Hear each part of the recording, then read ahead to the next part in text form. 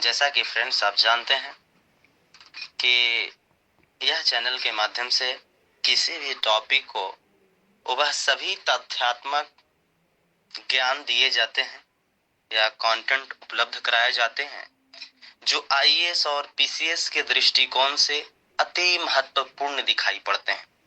हालांकि मैं सभी टॉपिक के बारीकियों को अध्ययन करके आपको देने का प्रयास करूंगा फ्रेंड्स। जैसा कि मित्र मैं एक नए सिलेबस से शुरुआत करना चाहूँगा कन्वेंशनल टॉपिक के रूप में फ्रेंड्स।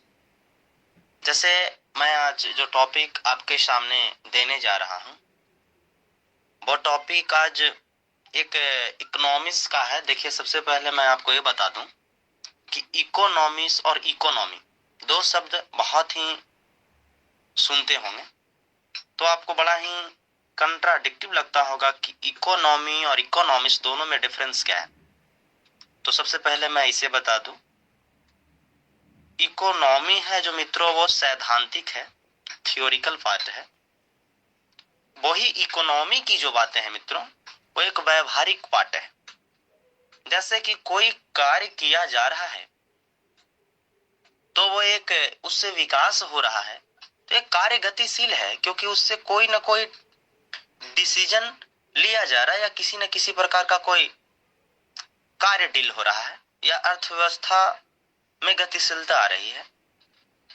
उसी तरीका से जो इकोनॉमी है वो ये बताता है कि यह सैद्धांतिक बस सिद्धांत के रूप में है कि उसको किस रूप में यह आइडिया देता है कि आप इसे कर सकते हैं। बस अंतर इतना ही, वो करने का आइडिया देता है, ये करता है। इस चीज को ही समझिए। जैसा कि मित्रों मैं अगर कहूं तो इकोनॉमिक्स में एक मैं आज टॉपिक ले रहा हूं जो उत्पादन है, और मैं उत्पादन पे ही आज बात करूंगा पूर्णतः इस लेक्चर के माध्यम से। जो उत्पादन आपके सामने है फ्रेंड्स, तो सबसे पहले कहा जाता है कि उत्पादन होता क्या है। सबसे बड़ी प्रश्न उठती है कि इकोनॉमिक्स में उत्पादन क्या होते हैं। कहा जाता है फ्रेंड्स कि जितने भी प्रकृति में वस्तुएं उपलब्ध है, जैसे ईश्वर हर एक चीज अपने अनुसार एक ऐसा सेट किया कि हर एक चीज की अपनी अपनी एक डिमांड है, मांग है। मनुष्य का जीवन उपयोगी है, जीवन प्रदाता है, जीवन दाता है, कह सकते हैं। और इसीलिए ईश्वर ने हर एक चीज को अपने स्थान पे, सही स्थान पे रखा। मनुष्य क्या किया कि उसको उपयोग के आधार पर प्रकृति से वस्तु को लेना शुरू कर दिया। जैसे मनुष्य को लगता है कि, जैसे एग्जाम्पल देखें तो पत्थर जो आप उपयोग कर रहे हैं, गिट्टी जिसको आप कह सकते हैं, तो छोटे छोटे जो पत्थर उपयोग कर रहे हैं तो क्या ईश्वर ने डायरेक्ट वो तो नहीं दिया। डायरेक्ट ईश्वर ने बड़े बड़े पर्वत और पठार दिए, उसमें विस्फोट करने के बाद छोटे छोटे टुकड़ों में विभाजित हुआ और उससे मकान में उसका उपयोग कर रहे हैं मित्रों। चूना पत्थर दिया ईश्वर ने, लेकिन ऐसा तो नहीं है कि ईश्वर ने डायरेक्ट आपको सीमेंट दे दिया, नहीं दिया। यानी कि मनुष्य अपने उपयोग के लिए प्रकृति में उपलब्ध वस्तु को उपयोग करने, यानी कहने का मतलब कि उपयोग करने लायक बना लेता हो तो बस उत्पादन है। इससे ज्यादा फ्रेंड्स इसमें हम कुछ ज्यादा नहीं कहना चाहेंगे। आपसे मैं कहूं तो उत्पादन के कुछ कारक है। उत्पादन ऐसे नहीं हो जाती, उत्पादन का एक मापक है। जैसे उत्पादन में अगर हम बात करें फ्रेंड्स, तो उत्पादन के लिए कई कारक का फैक्टर का होना जरूरी है, जिसमें श्रम शामिल है, दूसरा भूमि शामिल है, और तीसरे रूप में हम कहें तो उद्यमशीलता, और एक चौथे रूप में कहें मित्रों तो पूंजी। ये चार फैक्टर है जो उत्पादन को सक्रिय, एक्टिव बनाते हैं। तो ये चारों फैक्टर में सबसे पहले अगर हम बात करें तो श्रम की बात करते हैं। तो देखिए, मानवीय श्रम दो प्रकार के होते हैं। एक तो कि मेंटली लेबर होता है या जिसे मानसिक श्रम कहते हैं फ्रेंड्स, और एक फिजिकल, यानी कहने का मतलब कि शारीरिक श्रम जिसको आप कह सकते हैं। दो प्रकार के लेबर होते हैं मित्रों। इसी को हम श्रम में रखते हैं, या तो मनुष्य शारीरिक श्रम करे या मानसिक श्रम करे, उससे कुछ ना कुछ तो उत्पादन होना लाजमी सी है। जैसे कोई कार्य करेंगे तो उससे कुछ ना कुछ तो आउटपुट मिलेगा ही। मित्रों, श्रम संसाधन को हम दो दिशाओं में बांट करके देखते हैं। एक होता है वर्टिकल ट्रांसफर, एक होता है हॉरिजॉन्टल ट्रांसफर। श्रम जो है दो प्रकार के होते हैं, ऊर्ध्वाधर हस्तांतरण और क्षैतिज हस्तांतरण, जिसे हम ऊर्ध्वाधर को कहते हैं वर्टिकल और हॉरिजॉन्टल को कहते हैं क्षैतिज। मित्रों, श्रम का अगर स्थानांतरण कौशल के आधार पर हो, जैसे प्रधानमंत्री मोदी कहते हैं कि स्किल डेवलपमेंट या skill India, startup India, stand up India, कहना यह चाह रहे हैं कि जो श्रम है उसमें कुशलता बढ़े, और जब कुशलता बढ़े तो वो श्रम ही है। लेकिन श्रम में क्या हो रहा है, निम्न कौशल से उच्च कौशल की ओर जा रहा है, क्योंकि इसके कारण जो है आदमी कुशल होगा और कार्य को आसानी पूर्वक किसी मशीन की सहायता से कर पाएगा। तो उसको हम फ्रेंड्स कहते हैं ऊर्ध्वाधर हस्तांतरण, वर्टिकल ट्रांसफर, जब निम्न कुशलता से उच्च कुशलता की ओर चला जा रहा है। जैसा कि मित्रों एक क्षैतिज हस्तांतरण जो होता है उसकी अगर हम बात करें तो कहा जाता है कि क्षैतिज हस्तांतरण में ऐसा नहीं होता है।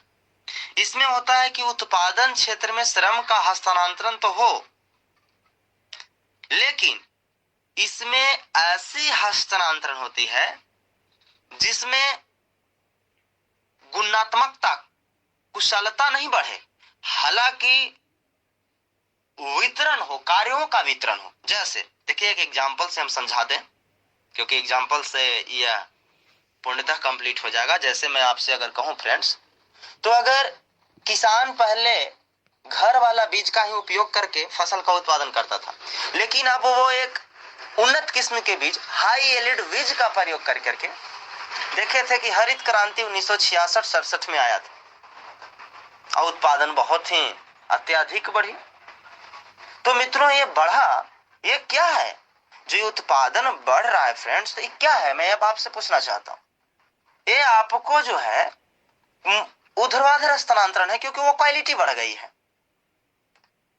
परंतु क्षैतिज हस्तांतरण में होता क्या है कि एक सीधा सा है कि श्रम का वितरण होता है। जैसे श्रम का वितरण का मतलब मैं आपसे कह दूं मित्रों कि अगर किसान मेरे पिताजी हैं थे तो मैं भी किसान बनूं, तो ऐसा संभव नहीं है। मैं अगर शिक्षक हो गया तो इसका सीधा सा अर्थ है कि यहाँ पर वितरण हो गया, कार्यों का वितरण हुआ। और जब यह कार्यों का जो वितरण हुआ है मित्रों, इसी को हम क्षैतिज हस्तांतरण कहते हैं, यानी कि श्रम का हस्तांतरण।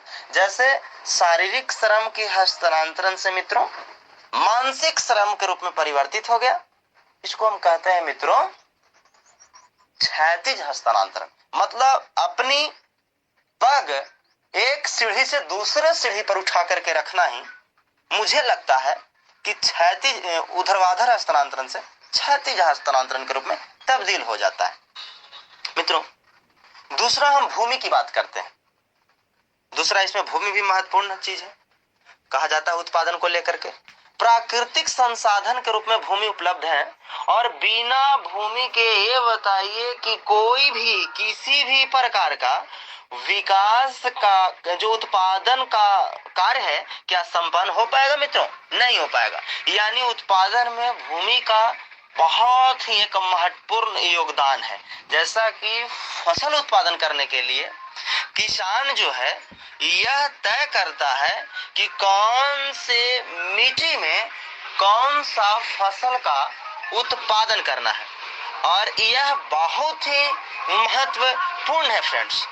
अगर हम कहें कि ये उत्पादन की बात करें तो भूमि का भी एक महत्वपूर्ण योगदान है। और अगला हम बात करें मित्रों तो पूंजी है। आप जानते हैं कि किसी भी कार्य के लिए पूंजी कितना आवश्यक है। आप कभी कभी कोई श्रम या कोई कार्य करना होता है तो कहते हैं मेरे पास पूंजी नहीं, तो पूंजी का उपयोग मित्रों तीन तरीका से होता है, भौतिक पूंजी, बौद्धिक पूंजी, वित्तीय पूंजी। ऐसे हम मुख्य रूप से पूंजी को दो भाग में बांट के देख सकते हैं मित्रों, भौतिक पूंजी और बौद्धिक पूंजी। भौतिक पूंजी वैसे पूंजी को कहते हैं जो कि मानव निर्मित हो, जैसे हम अगर आपसे कह लें नहर हो गया, सड़क हो गया, भवन है, पुल है, मशीन है, वाहन है, ये सब क्या है, मानव निर्मित भौतिक संसाधन है और उत्पादन शक्ति को बढ़ावा दे रहा है। ये भौतिक पूंजी का उदाहरण है मित्रों। लेकिन जो बौद्धिक पूंजी है, इंटेलेक्चुअल कैपिटल है, वो तो फिजिकल कैपिटल था। ये मानवीय विचारों से उत्पादन शक्ति है, जैसे साहित्यिक विचार, लिटरेसी पावर। बौद्धिक पूंजी इंटेलेक्चुअलिटी जो कैपिटल है, आप कह लीजिए तो कि वैज्ञानिक विचार है, जो साइंटिफिक थॉट है, फिर जो है आर्टिस्ट थॉट है। ये सब क्या है मित्रों, ये सब जो है आपके पास बौद्धिक पूंजी है, जो कि एक कह लीजिए कि जो मानसिक स्तर पे जो पूंजी का डेवलपमेंट हो रहा है। क्योंकि अगर आप डॉक्टर हैं तो कहीं ना कहीं, साइंटिस्ट हैं तो कहीं ना कहीं मानसिक रूप से तो भी आप एक प्रकार का धन अर्जित कर सकते हैं, पूंजी उत्पादन कर सकते हैं मित्रों। और लास्ट है मित्रों उद्यमशीलता, जिसको एंटरप्रेन्योरशिप कहते हैं। ये कुछ नहीं है मित्रों, किसी व्यक्ति का एक वैसा समूह है या कोई व्यक्ति भी हो सकता है, उसमें पाई जाने वाली उत्पादन शक्ति होना चाहिए मित्रों। जैसे अगर मान लीजिए कि फसल लगा रहे हैं तो एक शक्ति अंदर में होना चाहिए कि बाढ़ हो या सुखाड़ हो, मैं इस सब का सहन करने का क्षमता रखता हूं। और इसी को सहन करने और इसी को हम कह लीजिए तो कि साहस रखने, इस क्षेत्र में व्यक्ति साहस रख रहा है, किसान हो या किसी भी प्रकार के कोई भी, जैसे आज ही लॉकडाउन के कारण जितना भी व्यापारी को क्षति हुआ है या अन्य वर्ग को, तो आप देख रहे हैं कि जब सब साहस रखे हुए कि नहीं लड़ना है हमको कोरोना से मित्रों, तो ये कहीं ना कहीं उद्यमशीलता का ही प्रतीक है। और इसीलिए इस अवयव का प्रयोग जो है उद्यमशीलता के रूप में किया गया है मित्रों। तो इसीलिए फ्रेंड्स, इसको आप न हो तो एक बार किताब से उठा करके पढ़ लें। और इसके साथ इसमें लेक्चर को समाप्त करता हूं मित्रों, और अन्य लेक्चर में प्रदान करूंगा। नमस्कार फ्रेंड्स।